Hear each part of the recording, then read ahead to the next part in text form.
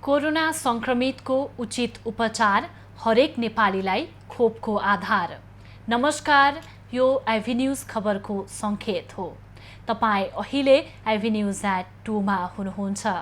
म प्रभा थापा। प्रारम्भमा मूल खबर।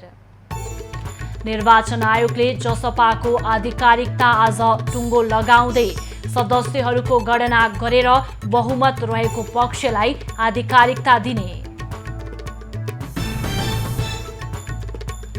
एमाले नेपाल समूहको स्थायी कमिटी बैठक आज पनि बस्दै पार्टीलाई एकताबद्ध बनाएर जानुपर्नेमा नेताहरूको जोड।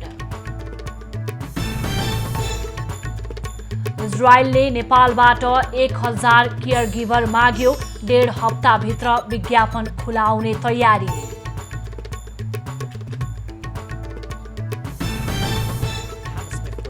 बाढीका कारण लन्डनका विभिन्न सडकमा यातायात सेवा अवरुद्ध।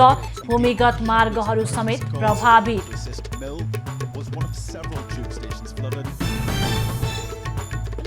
र टोकियो ओलम्पिकमा आज 14 खेलमा 21 स्वर्ण पदकको छिनोफानो हुँदै 6 स्वर्णसहित चीन शीर्ष स्थानमा। अब खबरको सिलसिला प्रारम्भ गरौं जनता समाजवादी पार्टीको आधिकारिकता सम्बन्धी प्रसङ्गबाट।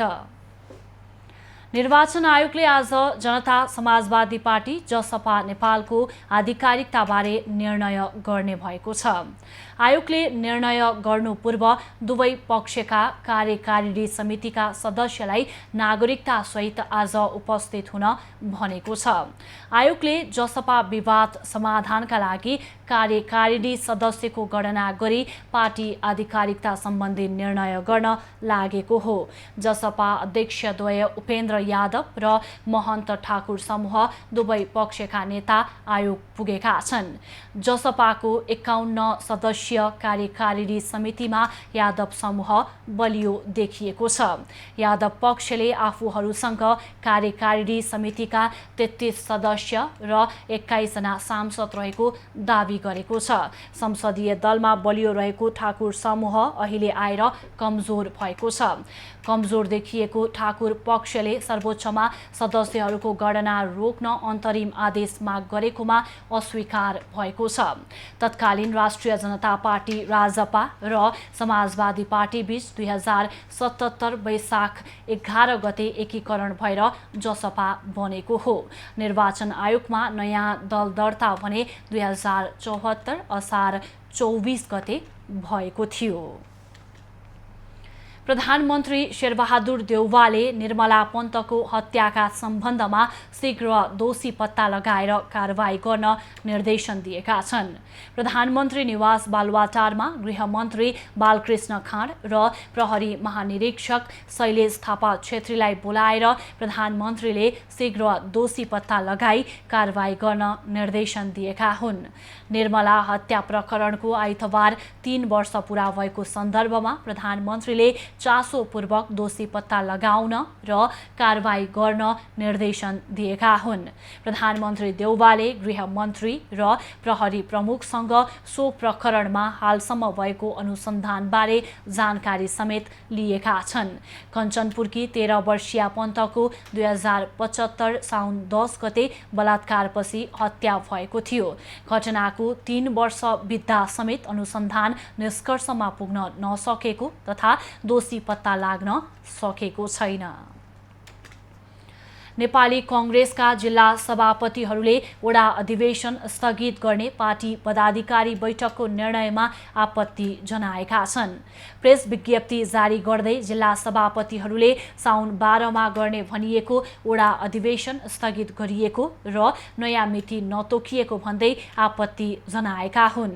काठमाडौँमा उपलब्ध जिल्ला सभापतिहरू र महासमिति सदस्यहरूले जारी गरेको विज्ञप्तिमा पार्टीको निर्णय पार्टी पार्टीले जिल्ला कार्य समिति लगायत तल्ला तहका भूमिका कमजोर बनाउने किसिमको भएको उल्लेख गरिएको छ। उनीहरूले 14औं महाधिवेशनको सुनिश्चितता छिटो हुनुपर्ने माग समेत गरेका छन्। यसअघि महासमिति बैठकले गरेका निर्णय पनि उल्ट्याउने काम भएकोमा समेत उनीहरूको आपत्ति रहेको छ। उनीहरूले छिटो क्रियाशीलको अन्तिम सूची सार्वजनिक गर्न माग गरेका छन्। क्रियाशील वितरणमा धाँधली भएको भन्दै केही नेताले कांग्रेस केन्द्रीय कार्यालयमा धरना समेत जारी राखेका छन्। नेकपा एमालेका माधव नेपाल समूहको स्थायी कमिटी बैठक आज पनि बस्दैछ। पार्टी एकता गरेर अघि बढ्ने विषयमा छलफल गर्न एमाले नेपाल समूहले स्थायी कमिटी बैठक बोलाएको हो। हिजोको बैठकमा सहभागी नेताहरूले यसअघि तयार गरिएको 10 बुँदे प्रस्तावमा केन्द्रित भएर पार्टी एकता प्रक्रिया अघि बढ्नुपर्ने सुझाव दिएका थिए। बैठकमा कार्यदलले सहमति गरेको 10 बुँदे प्रस्तावमा रहेका कमजोरीका विषयमा पनि छलफल भएको थियो। नेपाल पक्षको अघिल्लो बैठकमा सहभागी नभएका भीम रावल समेत आइतबारको बैठकमा सहभागी भएका थिए। एमाले एकताका लागि दबाब दिन भन्दै आइतबार एमाले सांसदहरूले कार्यदलका सदस्यहरूसँग छलफल पनि गरेका थिए। सांसदहरूले पार्टी एकताका लागि 10 बुँदे सहमति कार्यान्वयन गर्न नेतृत्वलाई दबाब दिने तयारी गरेका छन्। पार्टीको विवाद समाधानका लागि गठित कार्यदलको 10 बुँदे सहमतिपछि एमालेको बैठकले कार्यदल भङ्ग गरिसकेको छ। तर कार्यदलको प्रतिवेदन भने स्वीकार गर्ने निर्णय ओली पक्ष मात्रै सहभागी स्थायी समितिले गरेको छ। जनता समाजवादी पार्टी जसपाकी लुम्बिनी प्रदेश सांसद पूर्णमती डेङ्गा सम्पर्कमा आएकी छन्। सोमबार बिहान 9 बजे जसपा प्रदेश नेता यज्ञ पोखरेलसँग फोन संवाद गरेर सांसद डेङ्गाले आफू पार्टीमै रहेको जानकारी गराएकी छन्। डेङ्गाले आफू निकै तनावमा भएकाले पार्टी नेताहरूको फोन समेत नउठाएको जानकारी गराएको पोखरेलले बताए। अध्यक्ष उपेन्द्र यादव समूहकी सांसद आइतबार बिहानदेखि सम्पर्कविहीन भएकी थिइन्। जसपाले उनी सम्पर्कविहीन भएको भन्दै इलाका प्रहरी कार्यालय बुटोलमा उजुरी समेत दिएको थियो। जसपाका प्रदेश नेता पोखरेलले उनी हराएको भन्दै इलाका प्रहरी कार्यालय बुटोलमा उजुरी दिएका थिए।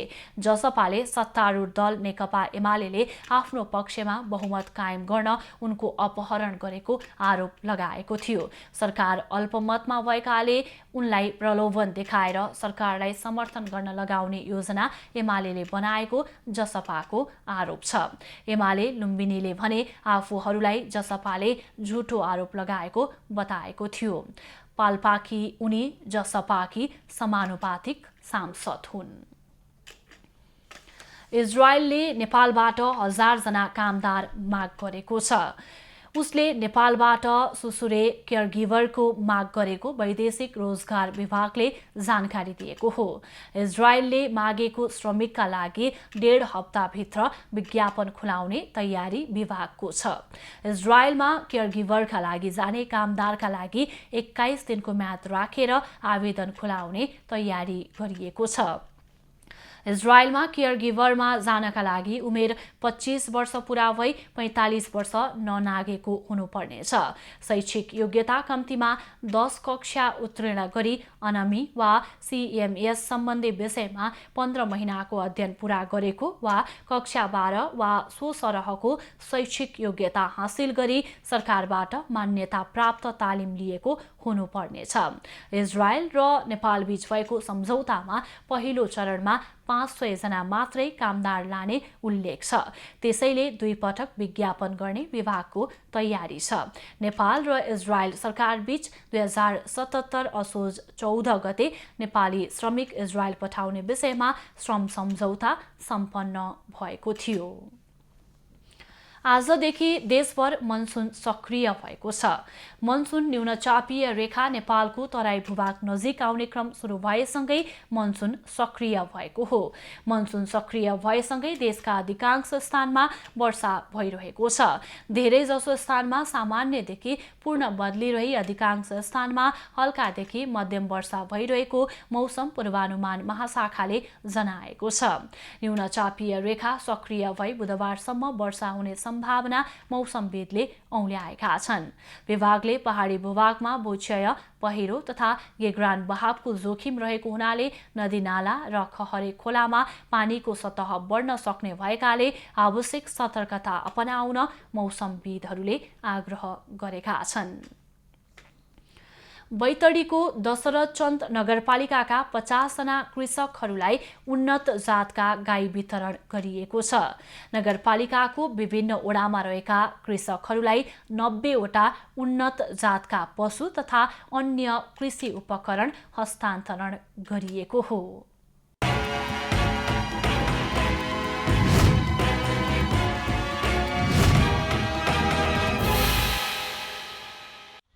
स्थानीय जगन्नाथ कृषि सहकारीले बैतडीको दशरथचन्द नगरपालिका वडा नम्बर 4 का 50 जना कृषकहरूलाई उन्नत जर्सी जातका गाई वितरण गरेको छ। कृषि तथा पशुपालनको क्षेत्रमा 23 वर्ष अघिदेखि काम गर्दै आएको जगन्नाथ सहकारीले नगरपालिकाका 6 वटा वडाका कृषकहरूलाई उन्नत जातका गाई वितरण गरेको हो। कृषकहरूलाई गाई वितरण गरिएपछि घर खर्च चलाउन सजिलो भएको उनीहरूले बताएका छन्। घिउ हुन्छ, दुध हुन्छ, खान पाइन्छ, बेच्न पाइन्छ, आफ्नो खर्च चल्छ।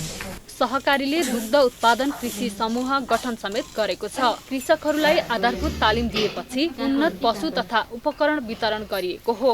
स्थानीय कृषकहरूलाई 10 वटा जर्सी गाई, 75 वटा जर्सी क्रस गाई, 2 वटा जर्सी साँडे तथा 3 वटा जर्सी क्रस साँडे वितरण गरिएको हो। उन्नत जातको गाई स्थानीय जातको भन्दा राम्रो र दुध धेरै दिने भन्दै कृषकहरूले खुसी व्यक्त गरेका छन्। हम जति मेहनत गर्छौं फल पाउनु यसमा दूधमा वृद्धि हुन्छ और एक के हुन्छ कि दूसरे आइन बिहान चाहिँ हाम्रो दूध दिन आने र एक गुणतु हुन्छ। जगन्नाथ कृषि सहकारीले दशरथचन्द नगरपालिकासँग र संघीय सरकारको साझेदारीमा स्थानीय कृषकहरूलाई उन्नत जातका गाई हस्तान्तरण गरेको हो। अनुदानमा उन्नत जातका गाई वितरण गरिएपछि स्थानीय बजारमा दूधको अभाव कम हुने सहकारीको दाबी छ। हामीले करिब 85 वटा गाई र 5 वटा साँडे गरी 90 वटा पशुवस्तु कृषकहरूलाई बाँड्ने कार्यक्रम हाम्रो यो सहकारी मार्फत। स्थानीय कृषकहरूका लागि दूधको बजार भनेको बैतडी सदरमुकाम क्षेत्र हो। हाल उत्पादन भएको दूध स्थानीय बजारमै खपत भए पनि व्यावसायिक रूपमा गाई पालन गर्दा बजारका लागि समस्या हुन सक्ने कृषकहरूले बताएका छन्। बैतडीबाट लोकेश साउदको रिपोर्ट।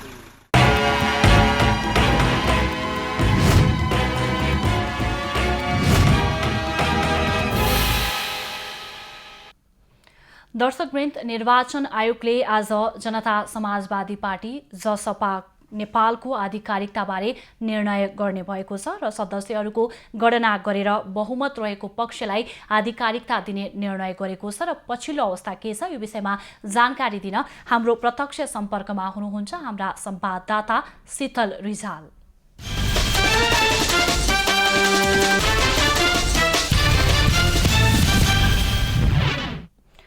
शीतल, आज निर्वाचन आयोगले जसपाको आधिकारिकता टुङ्गो लगाउँदैछ र सदस्यहरूको गणना गरेर बहुमत रहेको पक्षलाई आधिकारिकता दिने भनिएको छ। सदस्यता गणनाको काम सुरु भइसकेको छ के कसरी भइराखेको छ जानकारी गराउनुस् न। पक्कै पनि प्रभा, यति बेला हामी निर्वाचन आयोगमा छौँ। जसपाको विवाद पछिल्लो समय उत्कर्षमा पुगेपछि जसपा दुई समूह मिल्न नसकेपछि फुट्ने अवस्थामा पुगिसकेको थियो।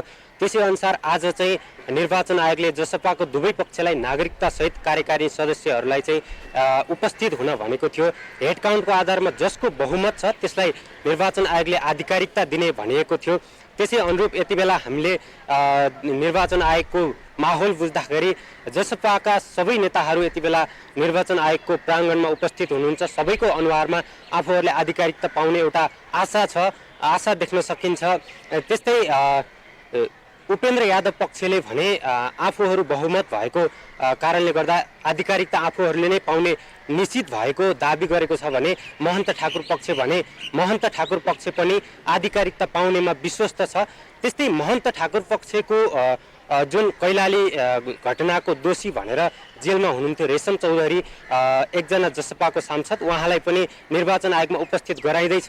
सायद अबको केही बेरमा रेशम चौधरीलाई हामीले निर्वाचन आयोगको यो प्राङ्गणमा देख्न सक्छौँ। उहाँलाई ल्याइँदैछ भन्ने जानकारी हामीले पाएका छौँ। विश्वासका साथ त्यहाँ बसिरहेका छन् र यता यादव पक्षसँग चाहिँ कार्यकारिणी समितिका 33 सदस्य त्यसै गरी 21 जना सांसद रहेको दावी गरिएको छ भने संसदीय दलमा बलियो रहेको ठाकुर समूह अहिले कमजोर भएको भनेर चाहिँ यहाँ त बाहिर खबरहरू आइराखेको अवस्था छ। त्यहाँको अवस्था हेर्दा चाहिँ के विश्लेषण गर्न सकिन्छ? हुन त निर्वाचन आयोगले यो विषयमा आधिकारिकता कसलाई दिने भन्ने कुरा चाहिँ सदस्य गणनाबाट गर्ने भनिसकेको छ। अहिलेको त्यहाँको अवस्था हेर्दा के बुझिएको छ? यहाँको अवस्था हेर्दा दुवै पक्ष विश्वस्त छन् आधिकारिकता पाउनेमा। अहिले भित्र के भयो, कसले आधिकारिकता पाउने, को कति बलियो छ भन्ने कुराको जानकारीको लागि भने हामीसँग उपेन्द्र यादव समूहका नेता अशोक यादव हुनुहुन्छ। उहाँसँग हामी एकैछिन कुराकानी गर्छौँ। स्वागत छ यहाँलाई। धन्यवाद। तपाईँहरूले आधिकारिकता पाउँछु भनेर विश्वासका साथ भनिराख्नु भएको छ, यसको आधारहरू के छन्? कति सदस्य तपाईँहरू उपस्थित हुनुभयो? के भयो अहिलेसम्म? यसले मूलभूत रूपमा जनता समाजवादी पार्टीका हाम्रा केही आदरणीय नेताहरू प्रतिगमनको पक्षमा गइसकेपछि पार्टी केही व्यक्ति केही नेताहरूका बावजुद एक ढिक्का रूपमा सर्दै अध्यक्ष उपेन्द्र यादवजीको नेतृत्वमा जनता समाजवादी पार्टी नेपाल हामीसँग छ भन्ने विश्वास जुन थियो त्यो आज निर्वाचन आयोगमा त्यो साबित भएको छ। 51 जना केन्द्रीय कार्यकारिणी समितिमा अहिले 34 जनाले चाहिँ जनता समाजवादी पार्टी नेपाल उपेन्द्र यादव अध्यक्षज्यू को पक्षमा चाहिँ भोटिङ गरिसकेका छन् भने अहिले भर्खरै रेशम चौधरीज्यूलाई पनि निर्वाचन आयोगमा ल्याइँदैछ र उहाँले पनि हाम्रो पक्षमा नै भोटिङ गर्नुहुन्छ भन्ने पक्का छ। त्यो हिसाबले 2/3 भन्दा अत्याधिक बहुमतका साथ जनता समाजवादी पार्टी नेपाल उपेन्द्र यादवज्यू अध्यक्षज्यूले नेतृत्व गर्नुभएको पार्टीको आधिकारिकता हामी कहाँ छ भन्ने पूर्ण विश्वस्त छु, ढुक्क छु। जस्तै रेशम चौधरीले हाम्रो पक्षमै मतदान गर्नुहुन्छ भन्नुभयो, तर महन्त ठाकुर पक्षले पनि रेशम चौधरी त हाम्रो सांसद हो भनेर बसिराख्नु भएको छ नि त, यसमा के भन्नु? अहिले एउटा कुरा निश्चित रूपमा के बुझ्नुहोस् भने जम्मा 51 जनामा 34 जना चाहिँ सिग्नेचर गरिसकेका छन् हाम्रो पक्षमा, सर्दै अध्यक्ष उपेन्द्र यादवजीको पक्षमा। त्यो सङ्ख्या भनेको चाहिँ 51 को 2/3 हुन आउँछ। रह्यो रेशम चौधरीको विषय, किनभने उहाँ केपी ओली नेतृत्वको सरकारमा जाँदाखेरि ठुलो जोडसोडको साथमा यो मुद्दालाई उठाउनु भएको थियो, प्रतिगमनलाई साथ दिनुभएको थियो। त्यतिखेर पनि रेशम चौधरीको चाहिँ उहाँलाई चाहिँ आशा भरोसा लागेको थियो होला, तर त्यो चाहिँ एउटा राजनीतिक स्टन्टको लागि मात्रै हो भन्ने कुरा उहाँलाई अनुभूति भएको छ। र यत्रो लामो समय चाहिँ चुनाव भइसकेपछि पनि उहाँको कुरा जुन ढङ्गले स्ट्रङली उठाउनु पर्थ्यो त्यो एउटा सत्ताको दौपेचको लागि मात्रै उठाइएको जस्तो देखियो। त्यो हिसाबले चाहिँ रेशम चौधरीज्यूले चाहिँ हाम्रा सर्दै अध्यक्ष उपेन्द्र यादवजीको नेतृत्व गर्दै गर्नुभएको जनता समाजवादी पार्टी नेपाल ले चाहिँ यो माग उठाउँछ र उहाँको मुद्दा सम्बोधन गर्छ भन्ने पनि उहाँलाई लागेको छ र हामी एकदम प्रयत्न गर्छौँ र त्यो हिसाबले रेशम चौधरी चाहिँ हाम्रो पक्षमा भोटिङ गर्नुहुन्छ भने हामी विश्वस्त छौँ। जस्तै निर्वाचन आयोगले निर्णय गरिसके अवस्था छैन, अहिले हस्ताक्षर शनाखतको प्रक्रियामै छ, अझै पनि रेशम चौधरी आउन बाँकी नै छ, तर निर्णय चाहिँ तपाईँहरूकै पक्षमा आउँछ भन्ने चाहिँ आधार के? आधार मैले अघि नै भनिसकेँ, 51 जनामा 34 जना जुन अहिले रो नै दुईटा छुट्याइएको छ। जुन चाहिँ सर्दै अध्यक्ष उपेन्द्र यादवजीले नेतृत्व गर्नुभएको चाहिँ निर्वाचन आयोगको दाहिनेपट्टि त्यो एउटा रो छ, एउटा त्यो घरभित्र गएर चाहिँ सिग्नेचर गर्नुपर्ने, अर्को चाहिँ त्यहाँदेखि दक्षिण चाहिँ गएर मोहन ठाकुरजीको नेतृत्वमा रहेका कार्यकारिणीले गर्ने भनेर। अनि त्यो हिसाबले हामीले चाहिँ हेड काउन्ट गर्न जाँदाखेरि हाम्रा नेताहरू जुन उपस्थित हुनुभएको छ, सिग्नेचर गरेर निस्किनु भएको छ, त्यो आधारमा 34 जनाले गरिसकेका छन्। अब रेशम चौधरीज्यूको विषय मात्रै त्यो क्लियर हुन बाँकी छ। धन्यवाद यहाँलाई। धन्यवाद। उपेन्द्र यादव समूहमा 34 जनाले हस्ताक्षर गरिसकेको भनेर उहाँले जानकारी गराउनु भएको छ। रेशम चौधरी आउँदै हुनुहुन्छ, सायद हामीले दृश्यमा देख्न सक्छौँ। रेशम चौधरी भर्खरै निर्वाचन आयोगको गेटभित्र प्रवेश गरिसक्नुभयो भन्ने जानकारी हामीले पाएका छौँ। रेशम चौधरीलाई स्वागतको लागि दुवै पक्षका नेताहरू आफ्नो पक्षमा मतदान गर्छ कि भनेर आशमा बसिराख्नु भएको छ। अझ विशेष गरी महन्त ठाकुर पक्षका नेताहरू पनि रेशम चौधरीले आफ्नो पक्षमा मतदान गर्ने भनेर विश्वासका साथ बस्नु भएको छ स्वागतको लागि। निर्वाचन आयोगले केही समय पछाडि आधिकारिकताको टुङ्गो लगाउने भनिएको छ र दुवै पक्षले आफूले आफ्नो पक्षमा आधिकारिकता आउँछ भनेर विश्वस्त रहेको र यता त जसपाको 51 सदस्यीय कार्यकारिणी समितिमा यादव पक्षमा 34 जनाले हस्ताक्षर गरिसकेको भनेर पनि यहाँले जानकारी गराउनु भएको छ।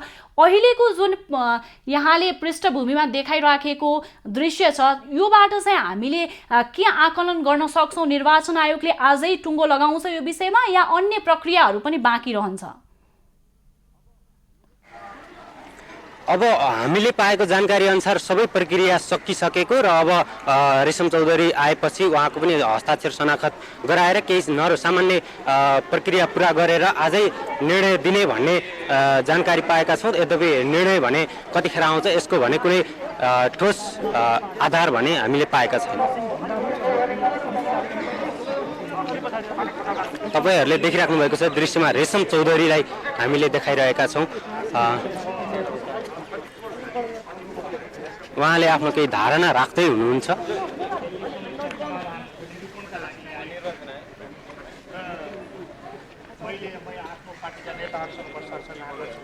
के कारणले म जेलबाट यहाँ आइपुग्नु पर्यो?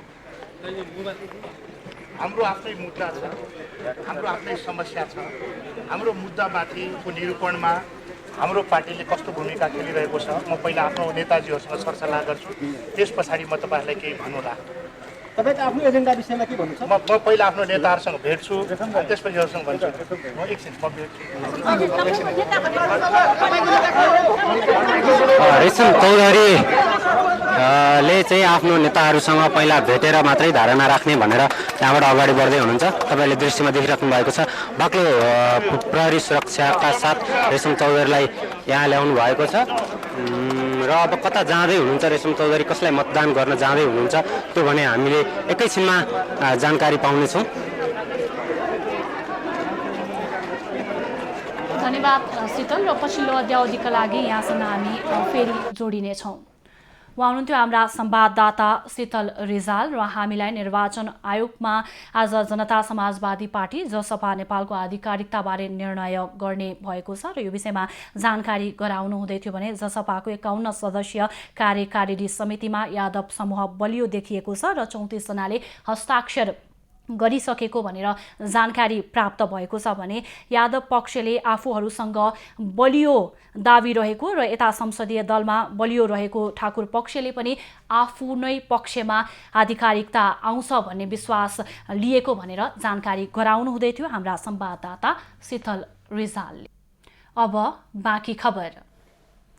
सहर सौन्दर्य गर्नेदेखि आम नागरिकलाई उज्यालो दिन बाँकेको नेपालगञ्ज र कोहलपुर क्षेत्रका मुख्य सडक र चोकहरूमा हाई मास्ट लाइट जडान गरिएको छ।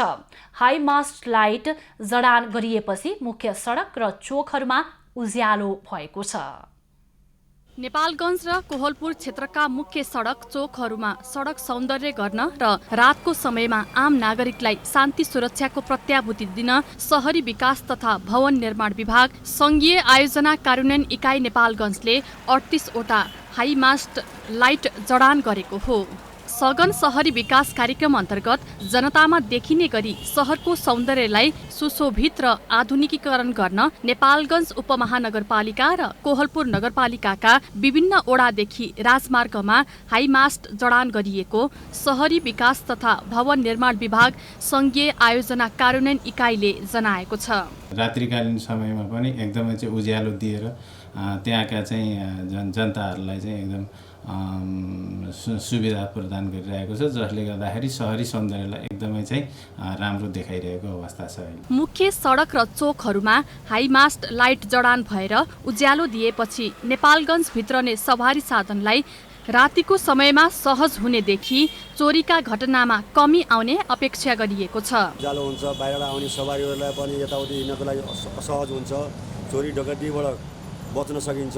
यताउति को आयो, कहाँ गयो, के गर्यो भन्ने कुरा जानकारी पाउँछ पुलिसहरूले पनि, त्यसलाई धेरै सहज हुन्छ। रातिको समय उज्यालो भएपछि सवारी दुर्घटना र चोरीका घटना हुन नदिन नागरिकको सुरक्षार्थ खटिने प्रहरीलाई सहज भएको प्रहरीले जनाएको छ। चोक चोकमा सीसीटीभी समेत जडान भएकाले कुनै पनि आपराधिक घटना घटेको समयमा हाइमास्टको उज्यालोले सीसीटीभी क्यामेरालाई सहयोग पुग्ने भन्दै अझ भित्री सडक र चोकमा समेत हाइमास्ट जडान गर्न सके शान्ति सुरक्षा लगायत अपराध अनुसन्धानमा सहयोग पुग्ने प्रहरीको अपेक्षा छ। अब एन्टी डाइरेक्सनमा चल्ने गाडीहरू एउटाको लाइट अर्को आँखामा पर्ने, बाइकहरू डिभाइडरमा ठोक्किने कुराहरू हाइमास्ट भएको ठाउँमा माथिबाट लाइट आउँछ र स्पष्ट डिभाइडरहरू देखिन्छ, त्यसले दुर्घटनामा कमी ल्याउँछ। आयोजनाले गत आर्थिक वर्ष 2077-78मा सघन शहरी विकास कार्यक्रम अन्तर्गत नेपालगञ्ज क्षेत्रमा 38 र कोहलपुरमा 13 हाइमास्ट लाइट जडान गरेको हो। बाँकेबाट खम्बपुनको रिपोर्ट। कोरोना संक्रमणका बीच पनि साउने सोमबारका अवसरमा सप्तरीमा शिवालयहरूमा पूजा गर्न पुग्नेहरूको घुइँचो लागेको छ। साउनको दोस्रो सोमबार जिल्लामा रहेका विभिन्न शिवालयहरूमा स्वास्थ्य सतर्कता बिनै भिडभाडका साथ पूजा भइरहेको हो। राजविराज स्थित हरिनन्देश्वर महादेव, महादेवा स्थित अङ्कुरी महादेव, शम्भुनाथ नगरपालिकाको शम्भुनाथ मन्दिर लगायतका शिवालयहरूमा श्रद्धालुहरू पुगेका हुन्। हरिनन्देश्वर महादेव मन्दिरमा अझैसम्म पनि नगरवासी र जिल्लावासीको ध्यान नपुग्दा, मन्दिरमा व्यवस्थापन समितिको समेत अभाव हुँदा मन्दिरको अन्य कार्यहरूमा समेत व्यवधान खडा भएकोले यसतर्फ पनि स्थानीय प्रशासनहरूले पनि चासो दिनुपर्ने आफ्नो भनाइरहेको छ र यो मन्दिरलाई अझै पनि आवश्यक जीर्णोद्धारको अभावमा मन्दिर दिन प्रतिदिन जीर्ण र दर्शक भक्तजनदेखि टाढा हुँदै गएकोले मन्दिरप्रति स्थानीय सरकारले समेत ध्यान आकर्षण गर्ने भन्ने मेरो भनाइरहेको छ। साउनको सोमबार राजविराजबाट 25 किलोमिटर टाढा रहेको सप्तकोशी नदीबाट जल ल्याएर भक्तजनहरूले शिव मन्दिरमा चढाउने गरेका छन्। प्रशासनले सार्वजनिक स्थलमा स्वास्थ्य सतर्कता अपनाउन, मास्क लगाउन र दूरी कायम गर्न आग्रह गरे पनि त्यसको पालना भएको देखिँदैन।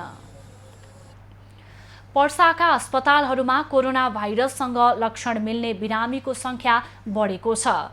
रुगा, खोकी, ज्वरोको लक्षणसहित अस्पताल उपचारका लागि पुग्ने बिरामीको संख्या बढेसँगै कोरोनाको नयाँ लहर आउने त्रास स्थानीयमा छाएको छ।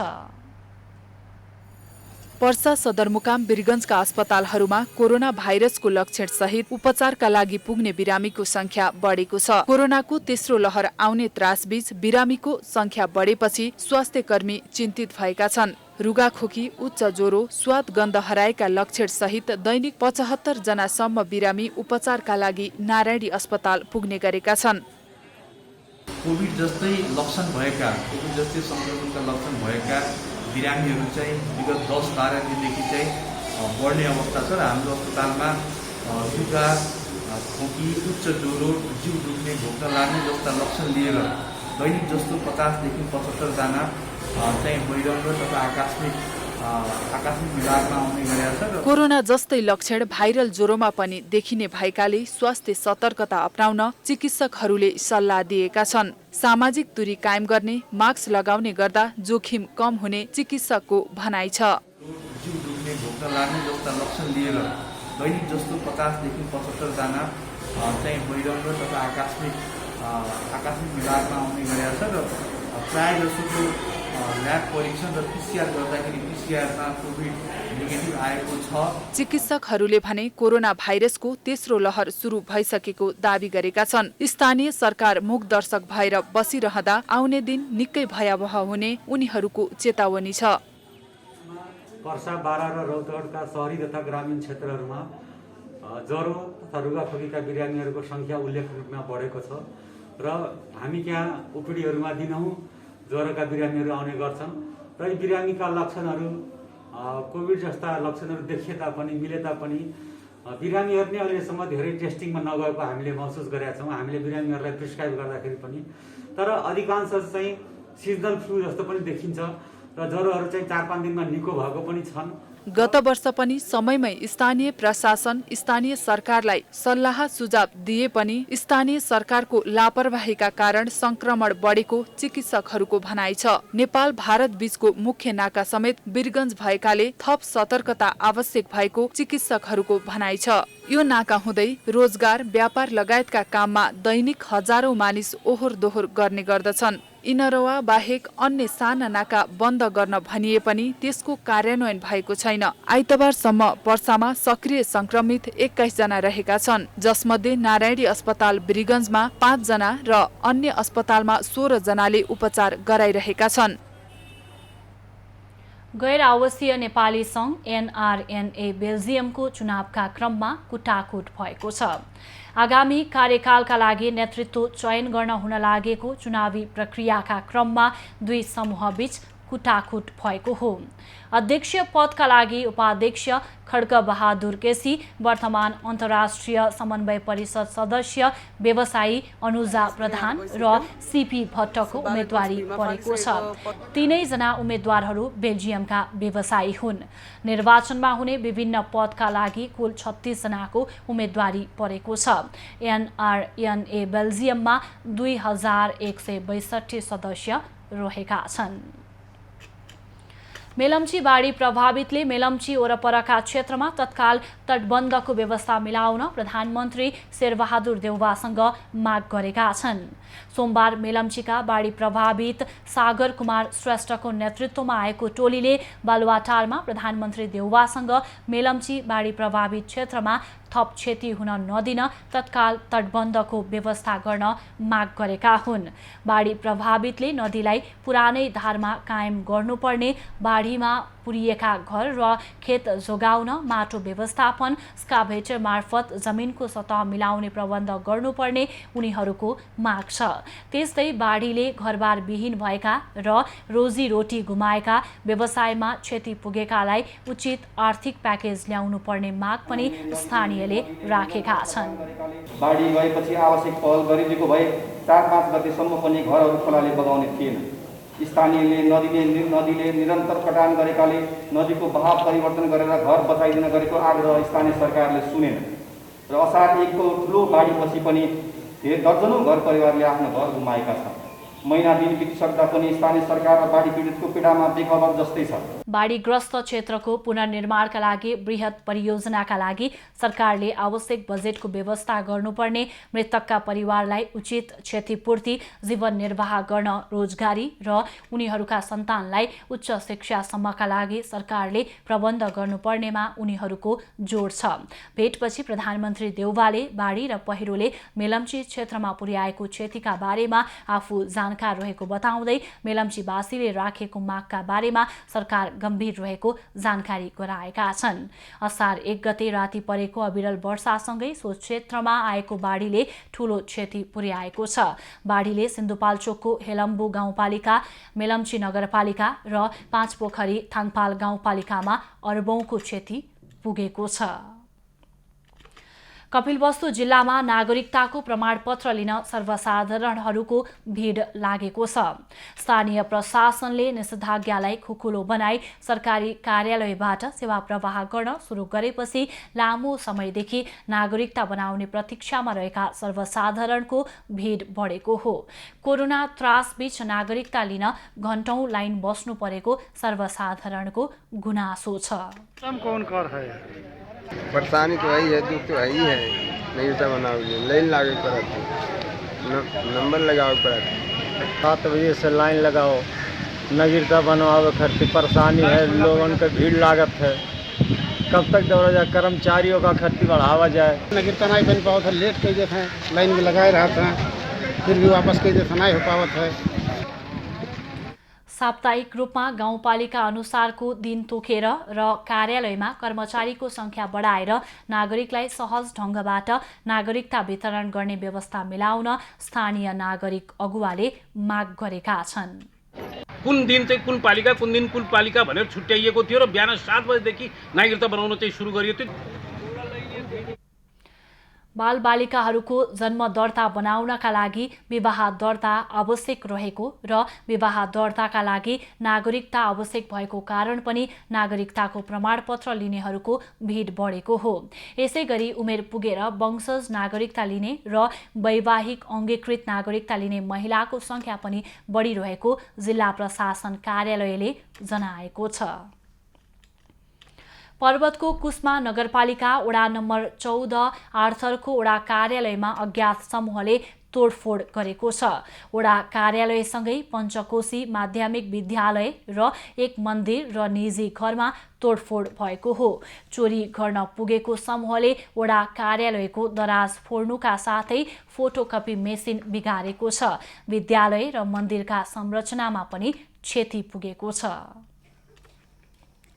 हामीले कृषकलाई मेरो वडामा कृषकलाई बानी जुन साझेदारीमा हलो बानी कार्यक्रम थियो त्यसको लागि रकम हामीले उठाउँदै थियौँ। सायद त्यो रकम देखेको कारण पनि हुनसक्ला अथवा उनीहरूको दिमागमा हिजो जसरी रकम लगाएर बाँड्छन् सामाजिक सुरक्षा भत्ता बाँड्छ त्यो बाँचेर त्यसरी राख्छ भन्ने मनसाय हुनसक्ला। त्यो फोडेको कारण स्कुलको कारण पनि त्यो एउटा स्कुलमा के रकम होला भनेर त्यो फोडेको हुनसक्ला। एउटा आशंका मात्रै। घटनापछि जिल्ला प्रहरी कार्यालय पर्वतबाट प्रहरी निरीक्षक राजेन्द्र अधिकारीको नेतृत्वमा पुगेको प्रहरी टोलीले अनुसन्धान सुरु गरेको छ।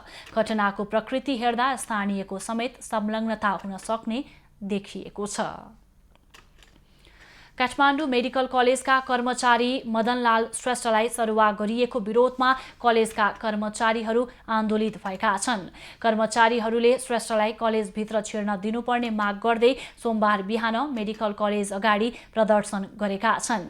काठमाडौँ मेडिकल कलेज पब्लिक लिमिटेडको स्वामित्व नभएको संस्थामा श्रेष्ठलाई सरुवा गरिएपछि कर्मचारीहरू त्यसको विरुद्धमा आन्दोलित भएका हुन्। केएमसीको लगानी नभएको ठाउँमा किन सरुवा गर्ने भनेर आवाज उठाउँदाखेरि उहाँलाई काठमाडौँ मेडिकल कलेजभित्र छिर्नलाई प्रतिबन्ध लगाइयो।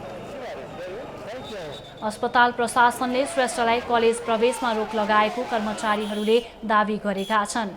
उनीहरूले कर्मचारी विनियमावली 2076 भएको सेवा सुविधा व्यवस्थापन परिवर्तन भएपछि सबै सेवा सुविधा काटिएको र त्यसलाई स्थापित गर्न श्रेष्ठले पहल गरेका कारण उनलाई अस्पताल सञ्चालकले स्वामित्व नै नभएको स्थानमा सरुवा गरेको दावी गरेका छन्।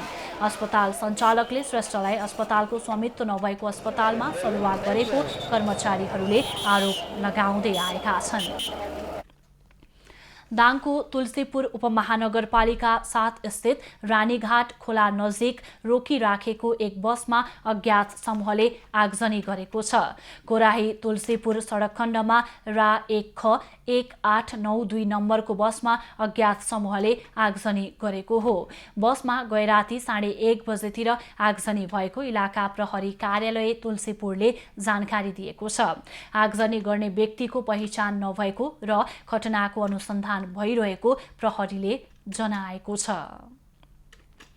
बागलुङको तमानखोला गाउँपालिकाका 2 स्थानमा आइतबार 22 थान भरुवा बन्दुक फेला परेका छन्।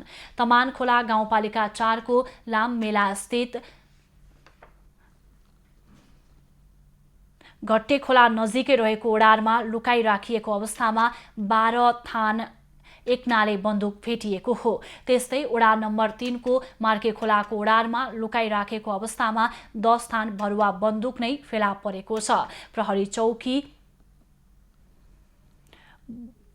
बोङ्गा दोभानबाट खटिएको प्रहरी टोलीले बन्दुक फेला पारेको हो।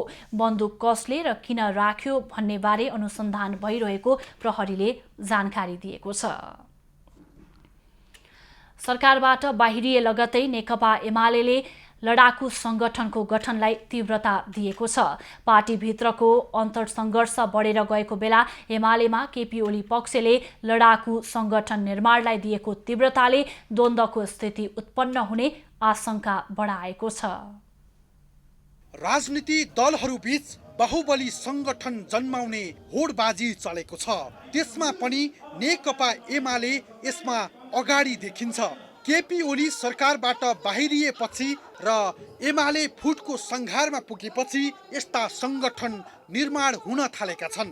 नेकपा एमालेको दुवै गुटभित्र नयाँ लडाकु संगठन जन्माउने होडबाजी चलेको छ। संगठनका नेताहरूले सार्वजनिक रूपमै यस्ता संगठनहरूलाई प्रतिरोधमा उत्रन समेत आह्वान गर्दै आएका छन्।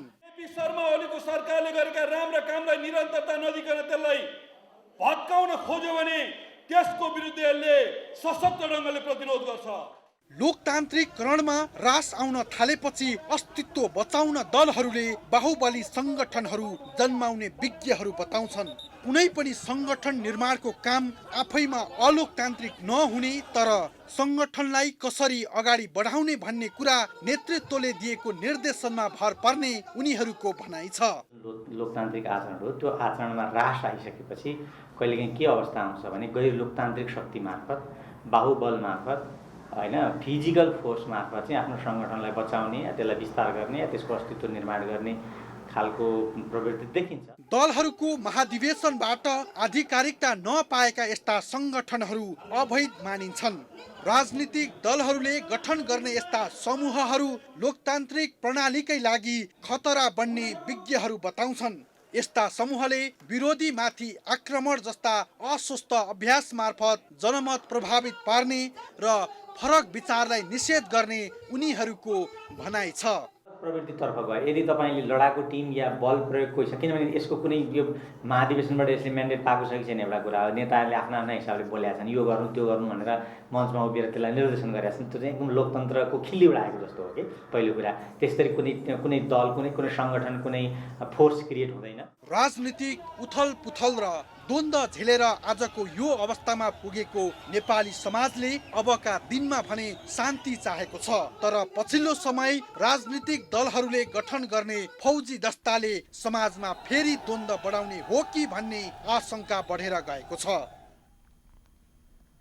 गत आर्थिक वर्षमा नेपालमा वैदेशिक लगानी घटेको छ।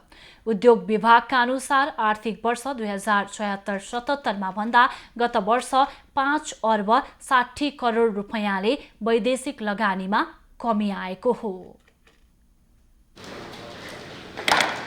आर्थिक वर्ष 2077-78 नेपालमा वैदेशिक लगानीमा कमी आएको छ।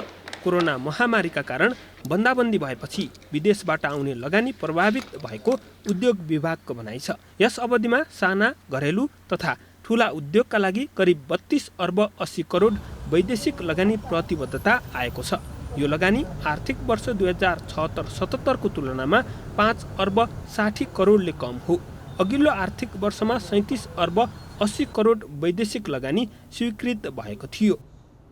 गत आर्थिक वर्षमा अब हामीले हाम्रो विभागबाट स्वीकृत गरेको विदेशी लगानी 37 अर्ब 80 करोड थियो भने यस आर्थिक वर्षमा चाहिँ 32 अर्ब 20 करोडको विदेशी लगानी स्वीकृत भएको छ। अघिल्लो आर्थिक वर्षमा 223 उद्योगका लागि वैदेशिक लगानी प्रतिबद्धता आएकोमा गत आर्थिक वर्षमा 183 उद्योग मात्रै विभागमा दर्ता भएका छन्, जसमध्ये पर्यटन क्षेत्रका उद्योग सबैभन्दा धेरै छन्।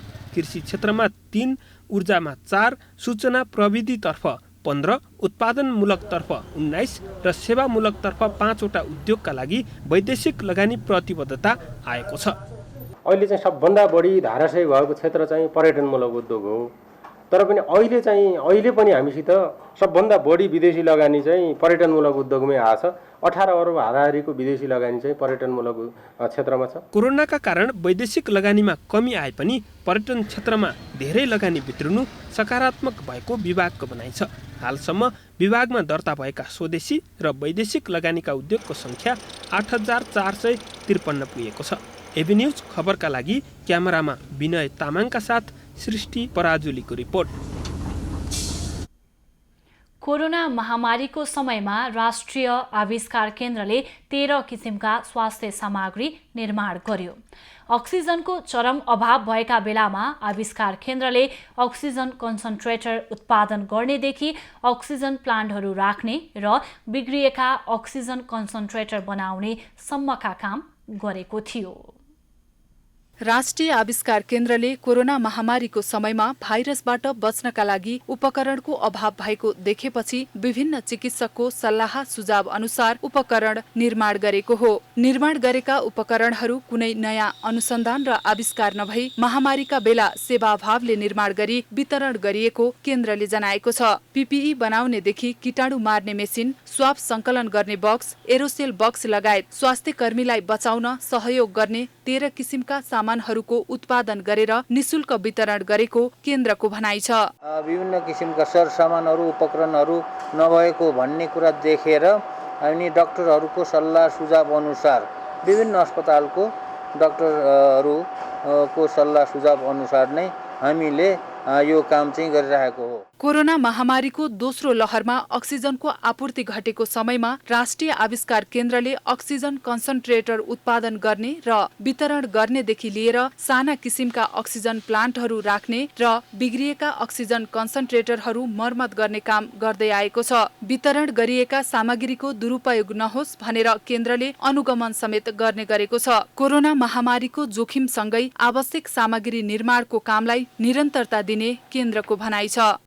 कुनै कसैलाई कुनै सामानहरू जो वितरण गरिएको छ ती सामानहरू चाहिँ दुरुपयोग नहोस् र दुरुपयोग नगरून् भन्ने हिसाबले चाहिँ त्यसको चाहिँ फुल्ली चाहिँ मोनिटरिङ गरेको हुन्छ। कोरोना महामारीको समयमा निषेधाज्ञाका कारण यातायात र पसलहरू बन्द हुँदा यस्ता सामग्री निर्माणका लागि चाहिने कच्चा पदार्थको अभाव भएको थियो। देश विदेशबाट करिब 7 करोड रुपैयाँ आर्थिक सहयोग भएका कारण आर्थिक समस्या भने नभएको केन्द्रको भनाइ छ। राष्ट्रिय आविष्कार केन्द्रले कोरोनाको समयमा विभिन्न समस्याका बावजुद पनि पीपी, भेन्टिलेटर, अक्सिजन प्लान्ट निर्माण गर्दै सबैमा सहजता प्रदान गरेको छ।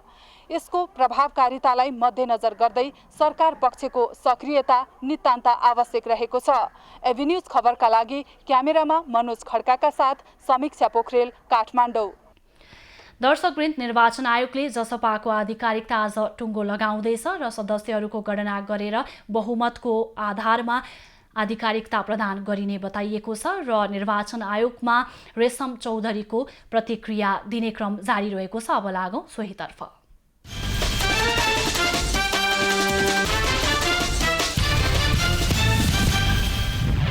अत्यन्त श्रद्धा लाग्छ मलाई महन्त ठाकुरप्रति। उहाँ हाम्रो लागि अत्यन्त आदर र सम्मानको पात्र हुनुहुन्छ। कसैले एक पक्षले बाजी बार्ला, कसैले हार्ला, तर जिन्दगीभरि कमाएको निष्ठाको लागि म महन्त ठाकुरप्रति भीष्म पितामहको एउटा दर्जा कायम गरिदिनु हुन र गएर मैले के गर्नुपर्छ, मैले जितिनँ, हामी मिल्नुपर्छ, हामी एक हुनुपर्छ भन्ने धारणा राख्नु पर्दछ। आज जेलबाट यस निर्वाचन आयोगमा आएर पक्ष र विपक्षको शनाखत गर्न मेरो नियत र नैतिकताले दिएन। मेरो लागि पक्ष जसपा हो, विपक्ष पनि जसपा हो। म जसपाको एउटा कार्यकर्ता हो। आज राजनीतिक मुद्दाका कारणले म जेल बस्नु परेको छ। मेरो मुद्दामा मेरो राजनैतिक दल, मेरो पार्टी कतिको लडिरहेको छ त्यो उहाँहरूको दृष्टिकोण होला। अर्को कुरा, कठघरामा उभिएर जति सत्य बके पनि न्याय पाऊँ भन्दै हजुर सयौं पटक झुके पनि निरीह ठान्दा रहेछन्, शिर निहुराएपछि दोषी ठहराउँदा रहेछन्, चुप लागेर बसेपछि श्रीमान न्याय देऊ, हामीलाई क्षमा चाहिँदैन, दोषीलाई दण्ड देऊ तर निर्दोषीलाई थुन्न पाइँदैन। अर्को 3टा पोइन्ट, 1 न्याय, 2 न्याय, 3 न्याय।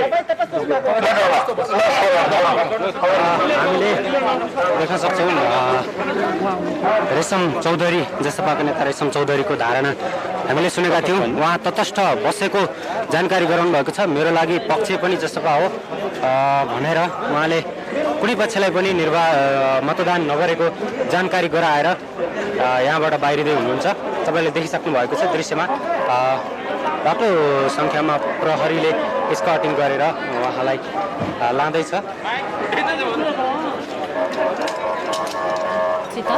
दर्शकवृन्द, हामी निर्वाचन आयोगबाट प्रत्यक्ष प्रसारणमा जोडिएका थियौँ। जसपाका नेता रेशम चौधरीको प्रतिक्रियाका क्रममा थियौँ भने रेशम चौधरी तटस्थ बसेको भनेर जानकारी दिएको छ र पक्ष पनि जसपा र विपक्ष पनि जसपा र न्याय मात्रै चाहिएको भनेर उनले बताएका छन्। आज निर्वाचन आयोगले जनता समाजवादी पार्टी जसपा नेपालको आधिकारिकताबारे निर्णय गर्ने भएको छ। अहिलेलाई खबरको क्रम यति नै। आइभी न्यूज खबरका यी सहित अन्य विस्तृत खबरका लागि www.ivnews.tv लगअन गर्न सक्नुहुनेछ। युट्युब, फेसबुक र ट्विटरमा पनि हामीलाई फलो गर्न सकिनेछ। खबरभित्रको खबरका लागि हेर्दै रहनुहोला आइभी न्यूज खबर। नमस्कार।